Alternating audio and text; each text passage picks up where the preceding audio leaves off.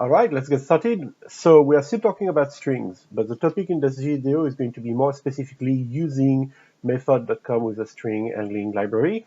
And our secondary goal is going to finish up that wrap-up example that I announced in the previous video, but that could not fit actually in the previous video. Previous video getting already pretty long. All right, so let's jump in the code. So this is pretty much the code that we had in the last video. I'm going to do a little bit of cleanup. For example, here, that 5 that tells us, how many character we're going to read maximum from the user. Well, that'd be nice to have it defined as a symbolic constant, okay? So I'm going to try to use the same name that I use in my notes here. Let me find it real quick. Something full of imagination, such as max input buffer size. Perfect. Max input buffer size. And I'm going to say, well, we're not going to use 5, we're going to use something like 100, okay? So that means that here I can use, and I'm going to do a cut and paste so that I don't have to retype the stuff. So here, this is how we're going to declare our buffer. And then we're going to tell to fgetS, okay, this is how many character maximum you need to read. Actually, with fgetS, the maximum number of characters that it's going to read is max input buffer size, so whatever argument you pass here as second argument, -1. Okay, so it accounts for the \0 already. Then we're going to measure the length, and the only thing that we did that was a little over the top was making sure to remove that \n at the end. So now what we're going to do is we are going to just use a few of the functions that are presented that I introduced to you in the reading assignment. Okay, the reading assignment for this module is a little different from the ones that we have usually, right? It's more of a catalog, which is good. I mean, for reference purpose, this is perfect. To be introduced for the very first time to all those functions, this is also very good. So you have already in your reading material, you have already an introduction of the goal of each of the function and an example that you can retype, compile, run, tinker with of how to use that function. So I'm not going to go over every single one of the function, but what I'm going to do is I'm going to use a subset of function that we generally use every semester the most, or the one maybe slipping one that is always particularly problematic for some students, something like that. So we're going to look at a subset, and instead of just repeating what is in the reading assignment and telling you, well, this is what the function does, and this is what it returns, and this is the meaning of all the parameters, and here's a quick example, I'm going to try to work them into a larger kind of example, okay, the same wrap-up example that I announced in the previous video. So what are we going to do with this wrap-up example? We are going to continue reading sentences, but we are going to also do some work with the sentences that we read. For example, we are going to tokenize them. We are going to try to convert part of them into like integer values, for example, or double values, whatever. It doesn't matter which one we pick. So this is the kind of stuff we are going to do. And what I would like to do at the end is get a program that not only can do that with one sentence that we entered, but is able to say, I'm going to store, for example, 10 sentences that you're going to give me and store them, in a dynamically allocated array. So we are going to end up with a dynamically allocated array where each element of the array is itself a dynamically allocated string. So that's pretty neat. That represents the level of difficulty, the maximum level of difficulty that I want you at, for this course. So it's going to be a comprehensive example pretty much for this entire module and for the course so far. So what we have already done, we have our buffer declared here. We have a prompt that tells the user to enter a sentence. We read the entire line, so we talked about that. We use fgetS, both for security reason and to be able to get the entire line. But then we want to get rid of the \n if there is one at the end. So we do that with line 14 and 15. And then we just tell back to the user, this is what you typed. Okay?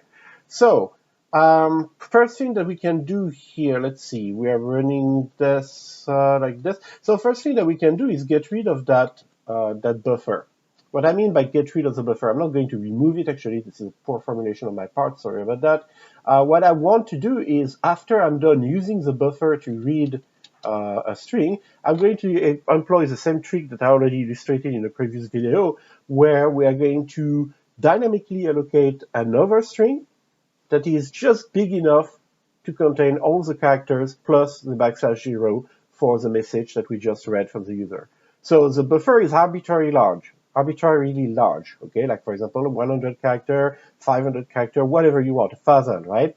And we're going to just use a little piece of it in most of the time. People are going to type hello, hi, hello world, hello there, how are you? It's going to use like a fraction of all the space available. So instead of storing our string, which is tiny, in a huge buffer and keeping that as being our string, what we want to do is we want to have something like, for example, char input, and I'm going to go here, char star input, right?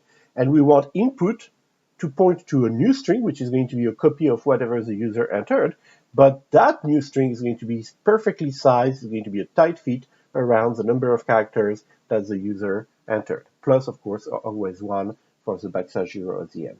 So that's going to make us play again with dynamical memory allocation. So let's go ahead and declare char star input, and I'm going to immediately do the malloc. And I'm going to say that I want the size of a char. And I want the size of a chart multiplied by how many of those do I want?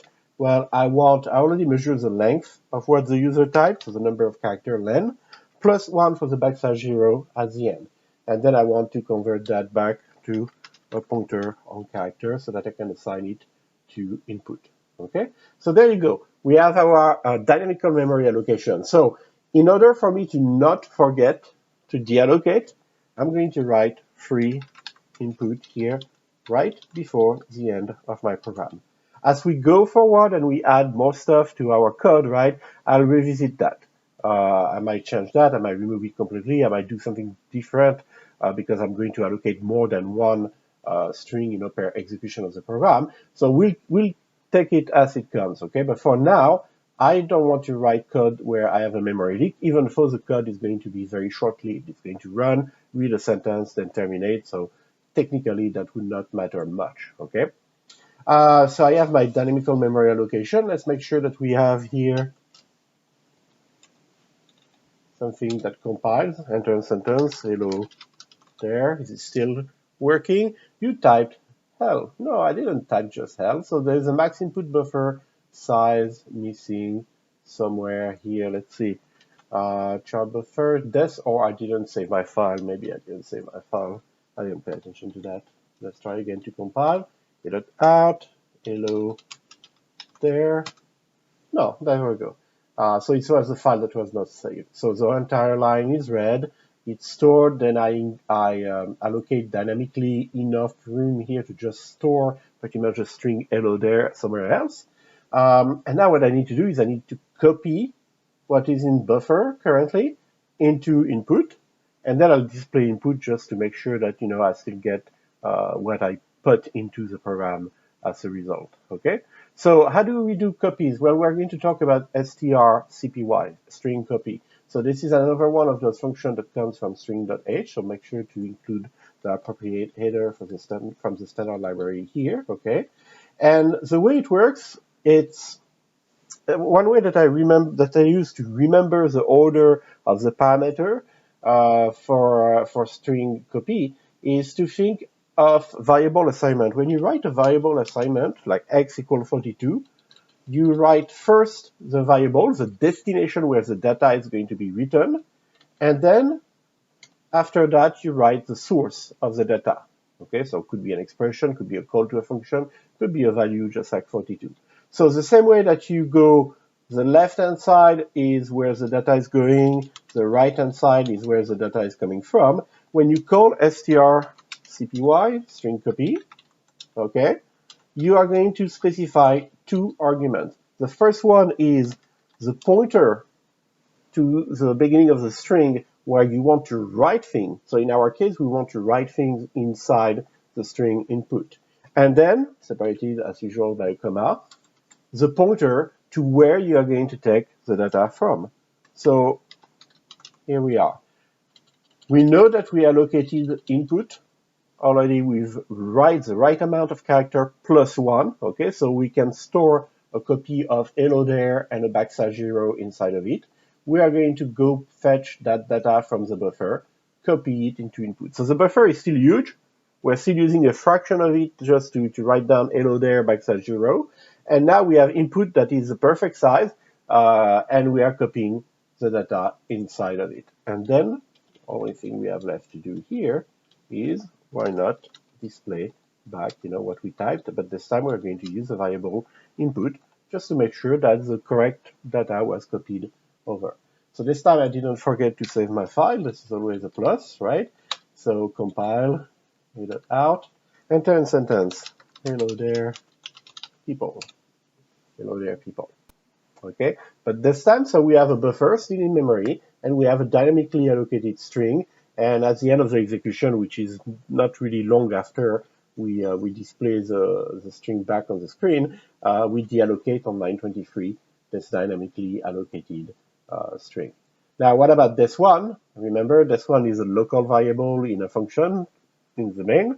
So that one has been allocated on actually the stack in the activation record of the main function, of this call to the main function, and is going to be deallocated from the stack when we terminate execution of the main, which is pretty much when we're going to return our return status code exit success to notify the operating system that we ran this program to completion and everything is fine and dandy. Okay? All right, so we have already like one of the features that I wanted to add here. What else can we do just to play around? So what we can do is we can inject here playing around with strtok. Strtok is a little bit more difficult to use. It stands for tokenizer, a string tokenizer, okay? So a tokenizer is actually a function that's going to take a string and is going to look for spaces and tabulation, like a set of separators pretty much. And it's going to return to you a different pointer on chars, one that points to the beginning of the word hello, one that points to the beginning of the word there, one that points to the beginning of the word people. So it's like you're getting 3 separate strings, that are the words that were in the original sentence. So it's used for a bunch of things, like imagine that you want to implement a small command line where you can type commands to your program. Well, when you type commands, you want to separate the words pretty much and then figure out what kind of command was the first word, what kind of argument was passed to it, etc. This would be the first step that you do, tokenizer. So let's take a look at strtok. It's a very interesting function for us because it introduces different standard ways to do things. Like, for example, the way that the argument behave is interesting. Let's say that we want to call strtok on input. So we're going to use the program that we already have, okay? So I read a string and put it in input. Okay, fine, I'm going to use input. And I want to recognize as separator the space, the traditional space between words. So here's the first thing that you need to know about strtok. You are going to pass a string here. But that string, what's important, what's relevant in it, is that it contains all the characters that have to be considered as separators, okay? So, for example, here the string contains only a space. But if I wanted, I could put a space and a tabulation, okay? So, strtok is going to look at that string not as a message, but it's going to look at it as a sequence of characters, and it's going to consider each of those characters as a potential separator in the input string that you pass as first argument right here, okay? So if I say that my separators are the space and the tabulation, if I type something like hello space there or hello space tab there, the tokenizer is going to be able to recognize that hello and there are 2 separate words separated by 1 or more separator characters between them. All right, so this is how you tell it how things are going to be separated in your message, and this is the message that you want to tokenize. And what is it going to return to you? It's going to return, well, I'm going to say a new string for now, and that new string corresponds to pretty much a word. okay, in that sentence. So let's play with that, just that part, okay? So I'm going to say strtalk, and then I'm going to say printf word is \t, and then I'm going to display %s, go to the next line, and I'm going to say that I want to display the word that the tokenizer returned for me. And just because I don't need it anymore, I'm going to comment this printf of input. So watch out, okay? I'm saying it returns a new string. This is going to be something that I need to really revisit, explain more about, and this is kind of an oversimplified version I'm just giving you now. So heads up on that, okay? So I'm going to say hello space space there tabulation space people space space. Word is a tabulation hello. So the tabulation is pretty much a little bit over the top here, so I'm just going to like remove it. Let's try again. A.out, hello, a bunch of space there, space space tab, space space people, space space space. There we go. The word is hello. So strtalk, when you call it, is going to look at your string and pretty much return to you a pointer to a string that represents the first word. How do I get the second word? Well, we call strtalk again. But wait a minute, if I call strtalk again, it's going to again look for the first word and return to me a pointer to the first word. And I'm never going to be able to get to the second word. So we have to call strtalk again, but this time we tell it, do not work with a new message. I'm not going to tell you the address of a new string, where a new string starts. I called you previously with the address of a string, use that address. Okay, keep going through that same string. To indicate all of this to strtalk, you just specify as first argument null, the constant null. And then you specify again, what separators you want to use. And most of the time when you do that kind of parsing, technical term for it is tokenizing parsing, you want to use the same separators here. So you know what? We are going to take that list of separator that is represented by the string. We're going to take that and we are going to pump define a constant. And we are going to call it separators.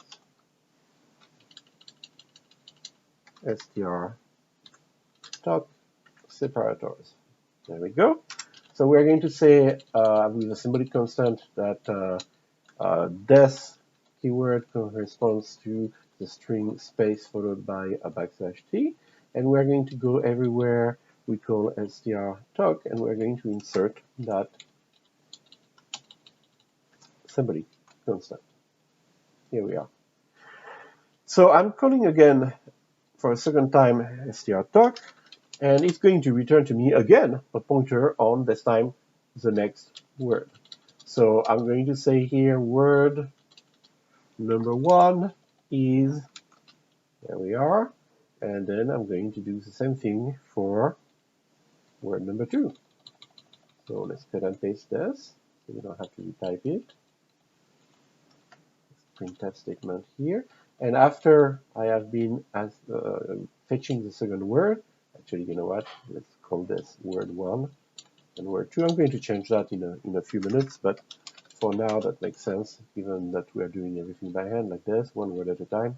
So word number 1, word number 2. Here we are. Let's compile this to make sure that it works, or at least that I have not left any typo in there. And then let's run it.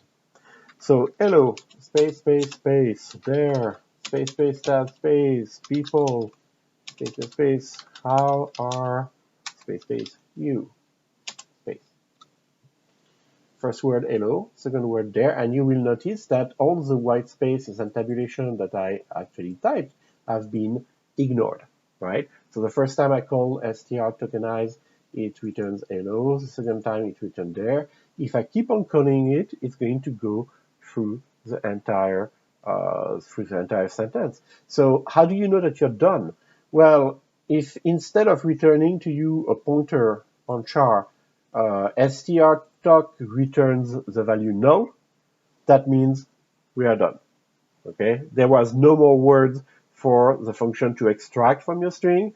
It's over. So what we can do, and what we usually do, is we use a loop. Okay, so we would start by saying, okay, let me extract the first word, and then while that word is not null, which I could also write as while word, okay, to make it shorter. Then I know that I just found a new word here, so I'm going to have a little counter here, int n equal 0, and I'm going to say word number, that's going to be %d. I'm going to do ++n, and then word.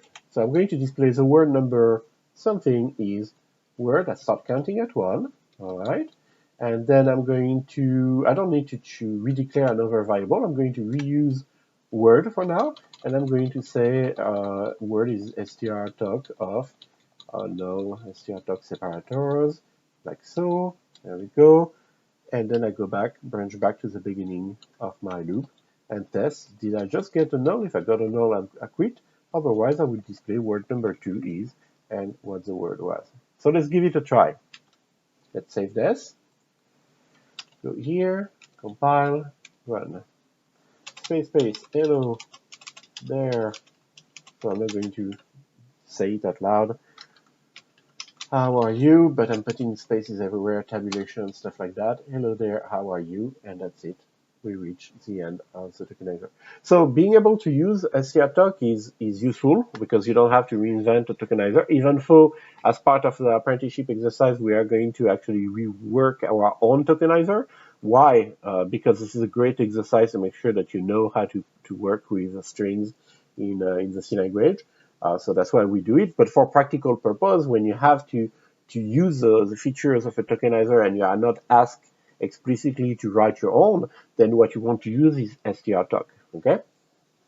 All right. So we know how to use strtalk, and it shows that interesting little effect where you have some functions where you start calling them for the first time with all the arguments, and then you replace some of the argument, in this case, the first argument with a special value, null in this case, and it's going to just remember the previous argument that you passed the previous time that you called the function, and keep working through that string. Now that we are done with this, let's go back here and display input again, because there's something I want to show you. So save this. There we go, run it again.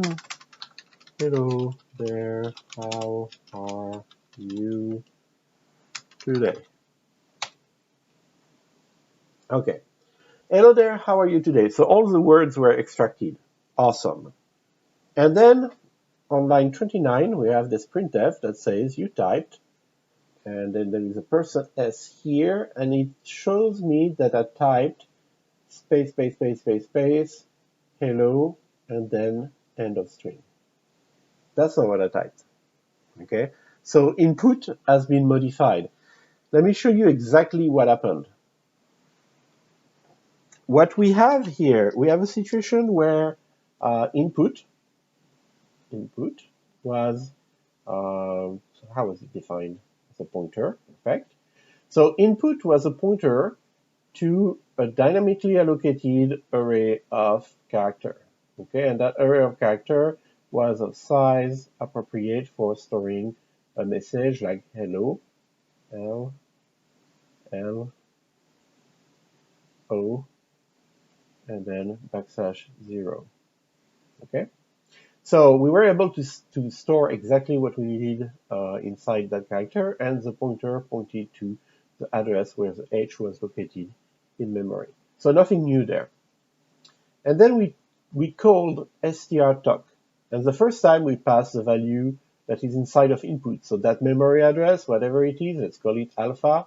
This is the memory address where the H is. That memory address was passed to strtalk, and strtalk was looking through the string here, find hello, and then recognize that this was the end of the string, return all this. But actually, our case was a little bit different, right? This was not the end of the string here. There was just a space, and then there was more data afterward. For example, hello, and then just to have something short, hello, y, o, hello, u. And then let's say that this was the end of our sentence. So this is a straight line. We live in a magical universe where I want you to believe that these are straight lines, okay? All right, so we have now a message with two words separated by a space. So the first thing that was returned, we stored it in Word. That was pretty much the value alpha. So we had a pointer input to the beginning of what I typed, and we had a pointer word that pointed to the beginning also of what I typed. So a new string was not created. That's a very important thing you need to understand about how strtalk works. strtalk didn't create a new string that contains the word hello. It reused the original string, but what it did is right here, at that first space that comes after the end of the first word, it changed this value to \0, character \0. So that means that now when I look at it through the word pointer, I see a string that reads HELLO, end of string. And then the second time that I called strtalk, okay, so in my first example I had a variable word1 and a variable word2, so let's illustrate what happened there.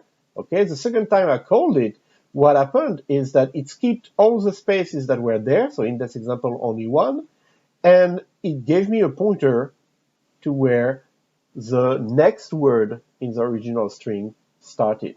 And that was actually the Y here, that was right after that space, right after the O, okay? So the second pointer gave me the beginning of the second word, and in this case, it didn't have much extra to do because right after the end of the word, what we had is not a separator or something like that, but the mark of end of string in this example. So it didn't have to, to replace this by, again, a \0. But if I would have found a space here, for example, there were more words coming after, so I had hello, space, you, space, how are you, etc. Then I would have replaced that space, that first space after the end of the word you, by a \0, just so that now I can access the first word using the variable word1, the second word, let's say that this is memory address beta, using the variable word2 that contains beta. Okay, so that's a smart way to do it. We don't spend our time allocating dynamically new small strings, for each word. We don't spend our time copying the original text, into the new strings, etc. But the problem with that is that it messes up completely our original string, right? Because we inserted, at the end of every word, we inserted here a \0. So if I use input to display again what is the stuff that I originally typed, it's lost. In a manner of speaking, it's lost. Don't get me wrong. The input memory that was the memory that was allocated for the variable input, right, for the pointer input, is still there. It's still LOU. It's still stored in memory. It still occupies the same amount of space, like all this thing here. But I'm not using it the same way. Now I have kind of like fragmented it so that you can have pointers to specific location in that original string, and I inserted \0s wherever was needed so that when I use those pointers, they're going to stop right after the first word. So that kind of put together the technique that we saw during the last video where I was using a pointers to point right in the middle of a string, and then I use that to kind of make a substring, right? Well, this is exactly what strtalk is doing for us. So it has advantage in terms of performance. No argument there. This is performant. This is lean. But when you try to display again input, you need to understand that you cannot recover your original message that easily. Okay? All right. So that's it for STR talk. I think this is pretty much what we can do here. So right now I'm identifying all the words, but I'm not doing much with them. I'm just like displaying them on the screen one by one. I could try to store the words actually. So let's see, how would we do this? So let's say that we want to store. What are we going to do here to illustrate this? I'm going to deviate a little bit from the original example I have. It's always a great idea to deviate from the example that you prepared during the live coding session. Nothing can possibly go wrong. So what we're going to do, we are going to keep reading things like that from the user, words, okay, sentences actually. And then as we tokenize words, we are going to store them somewhere. All right, so let's see how we're going to do that. Well, actually, let's start by storing the sentence, and then we'll see. We'll take it from there, because it's going to make it easier to free everything. So I'm going to say that I have an array. And that array is going to be dynamically allocated. So I'm going to ask for the size of this array. First thing, printf. How many sentences? And the user is going to tell me, for example, I want you to work on 3 sentences or 5 sentences, whatever. And I'm going to read that, okay? Scanf, %d, that's going to be an int value. And I want to store that inside a variable called nb sentences. All right? And I'm going to declare here int nb sentences equals 0. And there we go.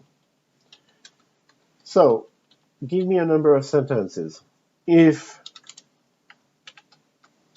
nb sentence is lesser equal to 0, don't bother. Return exit failure. Okay? The whole program fails because you told me that you were going to input -3 sentences, for example. Hard to do. Or you told me that you were going to input 0 sentence. If you don't want to input anything, let's stop playing and let's move on. Okay? So let's save this. So we are going to now know at this point in the program, we are going to know that the user wants this code to handle this many sentences.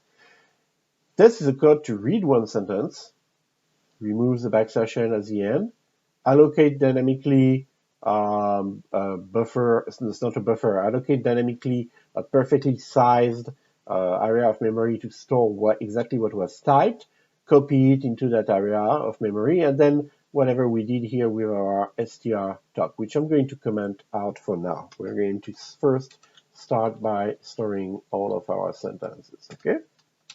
So here we are. So you typed, input, this time it's going to work again. We kind of fixed it by removing the str talk work. All right, so what are we going to do exactly with NB sentences? Well, we are going to iterate. So we could use a while loop, we could use a for loop, it doesn't really matter what we use. So for int, I'm using n somewhere, right? Let me double check real quick. I'm using n for the str talk. So I'm going to say for int sentence equals 0, sentence lesser than nb sentences, and then sentence plus. And this is just not fitting the tiny size of my screen, so I'm going to fix that in a second. But all of this is going to go inside that loop, including this, including this. I'm going to comment it for now. Okay, so I have to do things differently here. But this is going to be where my loop ends. So not much new, okay? Instead of sentence, I'm going to just use s so that it fits on the line. So there we go, s++. Enter sentence number, and I'm going to use s, so %d here. Read the sentence, remove, measure the length, remove what we have to remove, do a malloc here of the correct size. This we don't need anymore. This was just to explain the string copy. The string copy is here. We have our tokenizer commented out for now, and then we display the sentence. Well, let's compile this to make sure that it's not full of typos and stuff like that. And since there's no typo, let's run it and give it a spin. How many sentences? Let's say 3. Enter sentence 0. You type blah, blah, blah, blah, blah. Okay. Everything is going crazy here. So what is happening here? It's it's a very interesting bug. It's a good thing that we triggered it in this video rather than you meeting it on your own during the exam or something like that. What's happening here is the interaction between scanf and what is being stored by the operating system when you type, for example, here I type 3, enter. So what is scanf doing? Where is it? There we go, here. Line 14. I told scanf I want to read a %d. Okay? So a %d means an int. So I typed 3 and enter. That means that in memory, the operating system has a buffer as well where all the input characters are stored temporarily. There is a character 3, and then there's a character \n that corresponds to return new line, enter pretty much. So those two characters are there in the queue pretty much, waiting to be read by the program. The program say, oh, I just want %d, I just want an int. So you got your int here, 3. And I checked that 3 was not lesser or equal than 0. And then I started doing my loop using that value that I just read, okay? And I use the value again here, and it worked, okay? No problem. And then what? And then I said, well, now I want to read this many character up to and including the \n. So it's like in memory, the way that those things work, it's like you have somewhere a buffer, and that buffer contained 3 and then \0. And when you did your scanf, this was the beginning of the buffer, you kind of consumed the character 3. Now the character 3 has been delivered to your program. We're not going to look at it anymore. And now the pointer to the beginning of the buffer is pointing at \0. So when you call fgetS, you would think that you are going to wait for some more input from the user. But fgetS calls the operating system and says, okay, what's next for me? Well, here's the \0, and fgetS says, awesome, I can take that, so not \0, sorry, \n. Sorry about that. There should be a \n. So fgetS says, you give me a \n, that's perfect. That's exactly what I need to read. This is my sign that I am done reading. So fgetS returns immediately, just like if you typed enter and just gave it an empty line. So what we wanted to do is we wanted to get rid of that \n here, so that the next time we call fgetS, there's no data in the queue, and the operating system is going to wait for us to type something like A, B, C, D, right?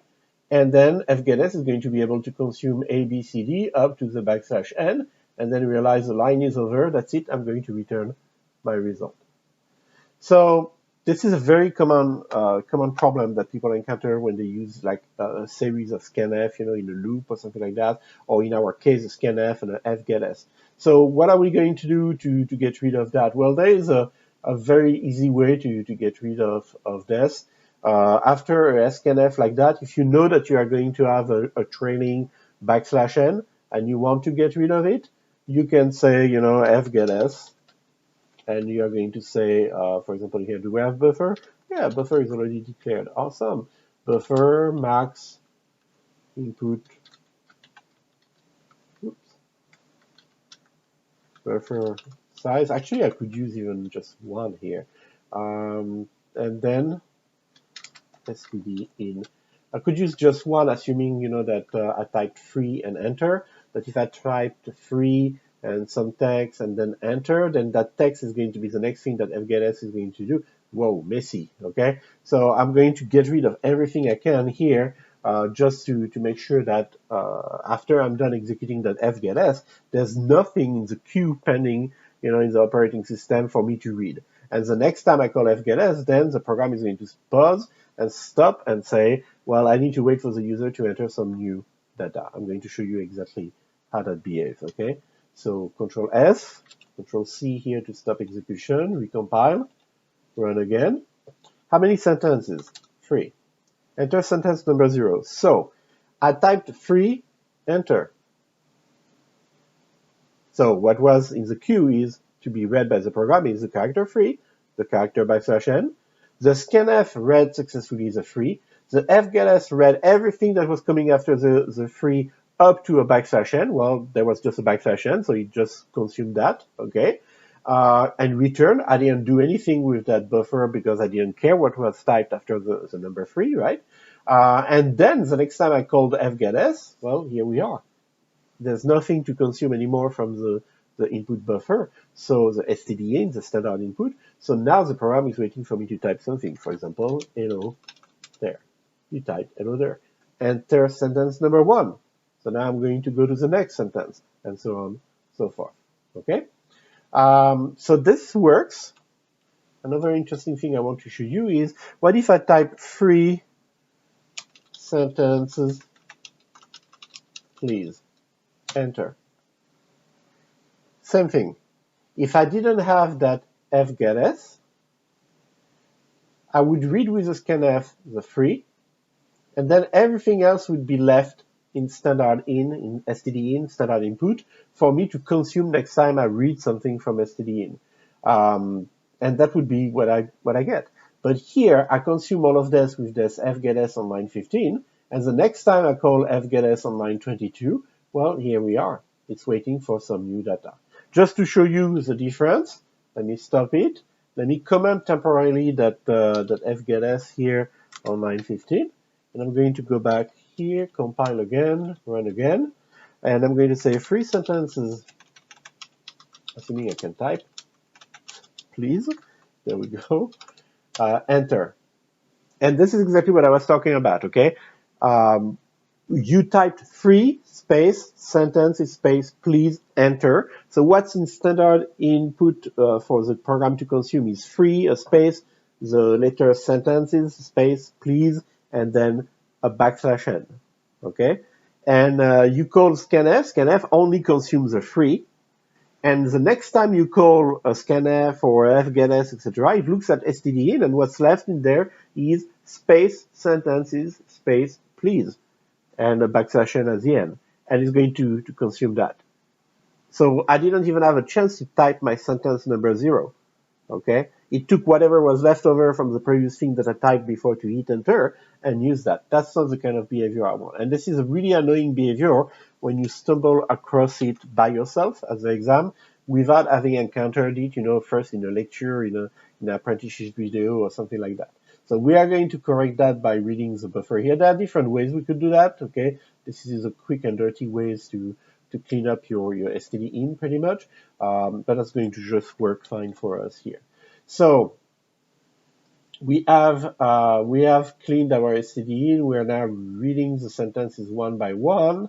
I'm going to make the sentences start just like we did the words before, start at 1, okay? Just because it's kind of weird to say enter sentence number 0. And there we go. We have our program repeat itself over and over and over. So right now we have a great memory leak, okay? We have implemented successfully a memory leak here because I keep saying input equals, malloc, blah, blah, blah. So I'm going to rephrase this so that it fits. There we go again. Little details, just readability on the screen.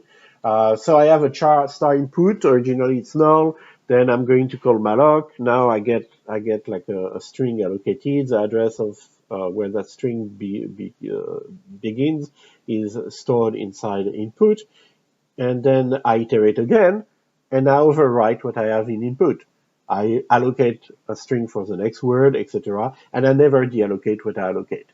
So this is typical example of memory leak. I keep allocating stuff. I lose the pointers to what I have previously allocated. I only keep the pointer to the last thing I allocated.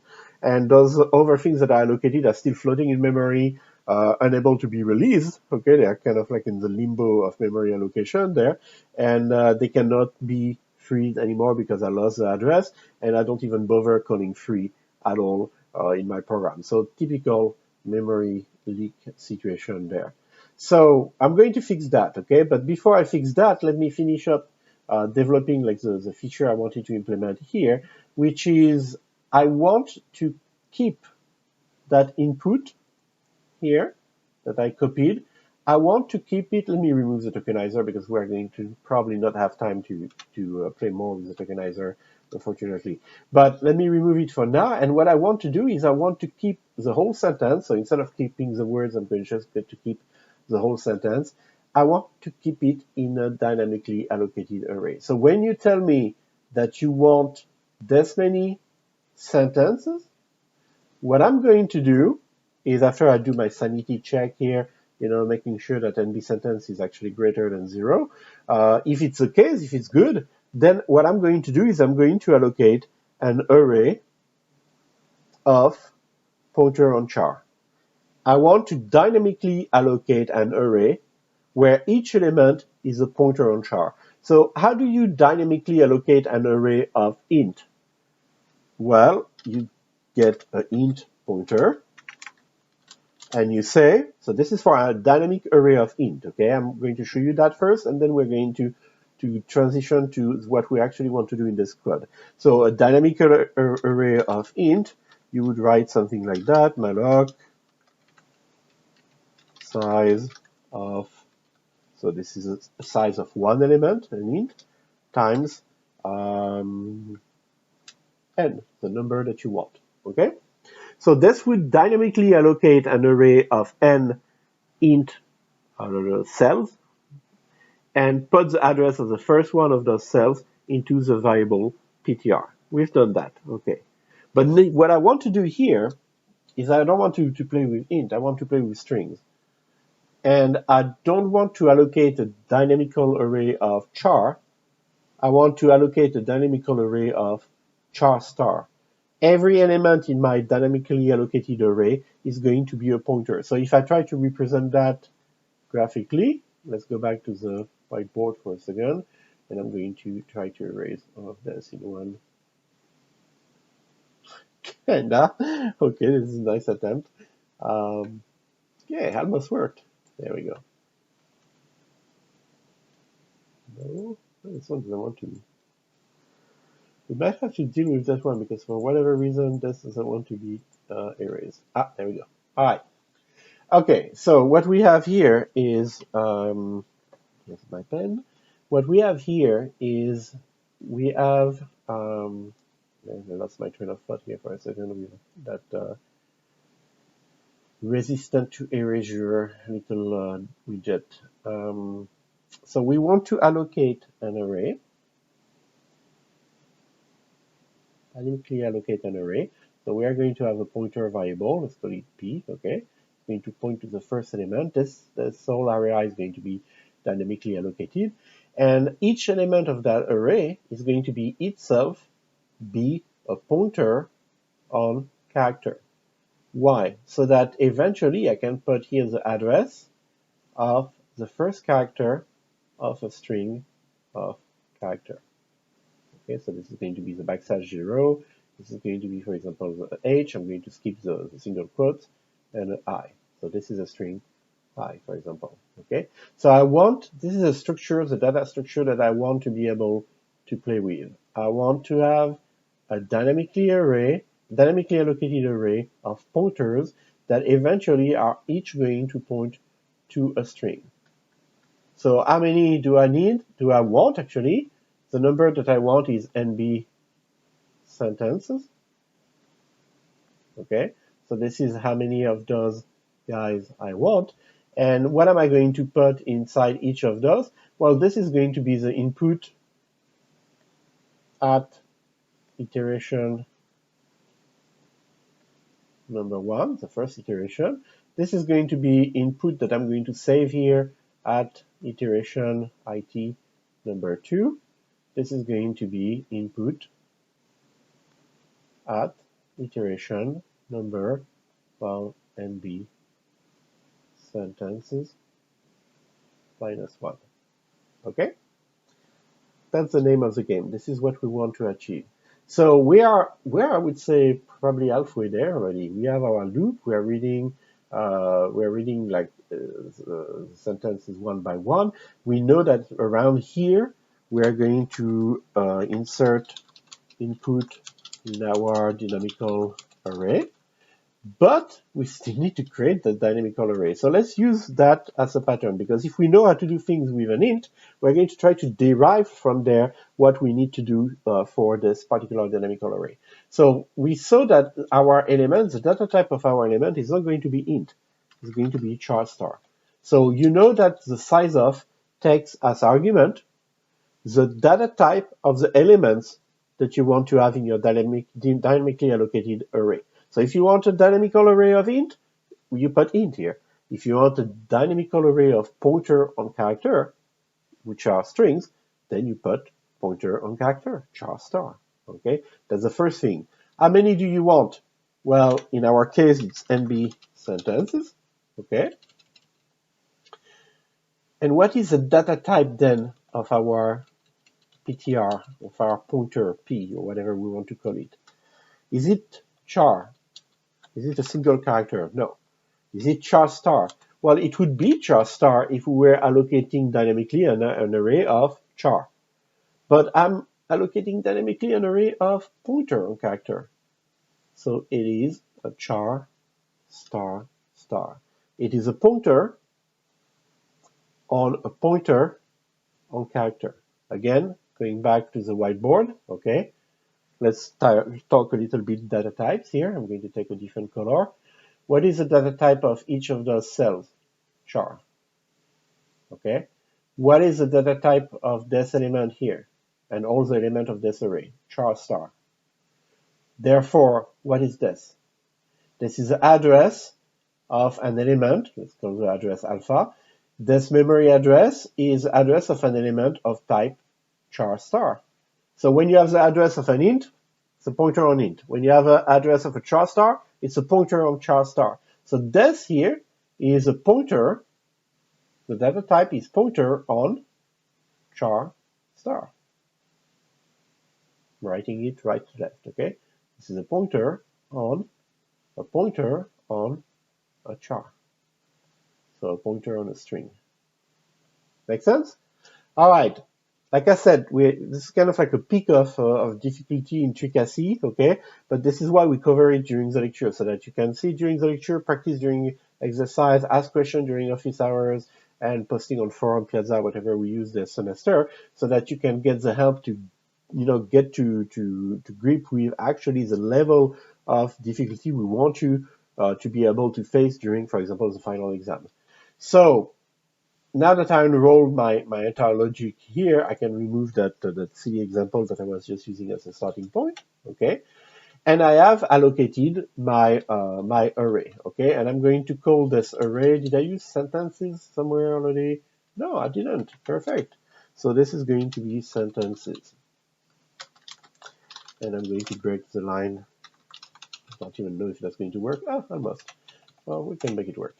There we go. Sentence is equal int, so not int star. I forgot to fix that. That's the last thing I need to fix. Char star star, which is the data type of my pointer here. And there we go. I have now my my dynamically allocated array. What's inside the element of that array? Nothing. Randomness, right? I didn't assign any value yet, so I'm going to do that real quick. I'm going to say for int I equals 0, I lesser than nb sentences, I plus plus, so counter control loop to iterate over every element of the array, and I'm going to say sentences index I equal none. It's been a while since we compiled, so let's compile and let's make sure that I left the rest of the code in the correct state, and then we'll come back to that. So how many sentences? 3. the allocation was done. I'm not going to store the sentences yet, but right now it tells me enter your first sentence. Hello there. How is everyone? Good to hear. All right. And so far it's working for each sentence independently. And now I have this part here that I'm noted sooner that I need to finish up. Okay. I need to insert the sentence that was just read in our dynamical array. So I have already here something that iterates from 1 to NB sentence. Well, I just needed to iterate from 0, and I'll be able to use that variable s, as an index in the array sentences. So I could say sentences index s minus 1. Okay, to make up for the fact that we start counting the sentence at 1, but in the array, the first sentence is going to be at index 0. Sentence is s minus 1 equals input, and here we are. So now what we are doing is every time we read a sentence from the user, so that would be, for example, input would be here, input, okay? Input points to a string, and what I say is when I'm done reading, for example, the last sentence here, I put whatever value here is in input, I put it in the corresponding element in my dynamically allocated array. And now I have stored, pretty much I have saved this inside the array. So I can override input, and input can point to another sentence, that's fine. I still have the address of the previous one that I read, and this new one is going to go as the next location, available location in my dynamically allocated array. All right. Well, it's half of the work here that we have done, because now to make sure that this works, we are going to have to display the content of the array. So I'm going to command this, and I'm going to do a little for loop for int I equals 0, I lesser to NB sentences, I plus plus, the same thing that what I did, and I'm going to printf, and it's going to be, so I'm going to say sentence number %d, and I'm going to display the sentence. I'm going to go to the next line. So this is going to be I plus 1. Again, starting counting sentences at 1, but really it's at index 0 in the array, right? And then I'm going to say display for me sentence index I. So let's make sure that all the sentences that we entered are there. That's the first thing we're going to do. And then we're going to fix once and for all our memory leak, and we'll be done. A.out, how many sentences? Let's speed up a little the test by saying 2. Hello there, people. How is everyone? Hello there, people. How is everyone? So we have successfully stored. And again, if this code is a little complicated, don't freak out. Okay, yes, it's a good level of difficulty for this course, but come to office hours and we'll work with you. We'll walk with you through it step by step to make sure that you understand exactly how it's working. Okay, or you can run it with a debugger. That's a perfectly fine way to actually help you someone understand a piece of code. So now that I know that I have all of those sentences there, I need to do my memory deallocation. So input has been allocated right and left, right? Every time I enter a sentence, I have allocated a new string for input. So I'm going to be lazy and copy that iteration here. And I'm going to say, once I am done using that array of sentences, I am going to free every element of that array of sentences. Here we are. So this is going to free all of those elements here that I'm going to show you on the diagram. So this element here, this one, okay. Then we're going to free the second one. Then we're going to keep freeing, etc., reach eventually the last one. Okay, there we go. So what's left to free after we have done all of this? Because I still have a memory leak. There is still one thing that I allocated dynamically that I never released. This is this array here, this dynamical array. So that one, easy to free sentences. But you see the difficulty. Maybe you get a test already for the potential. Even though this is a relatively straightforward example, it will look straightforward once you get over the initial difficulty to understand it. It should give you a test of how difficult it can be to manage memory allocation yourself by hand, to remember pretty much to free everything that you allocated. Honestly, the best way to remember in this class to free everything you allocated is to use a piece of paper on the side and make those kind of diagrams that I'm using in the lecture. As you write your code, as you allocate things, etc., make a diagram that shows exactly the data structure that you are using in memory.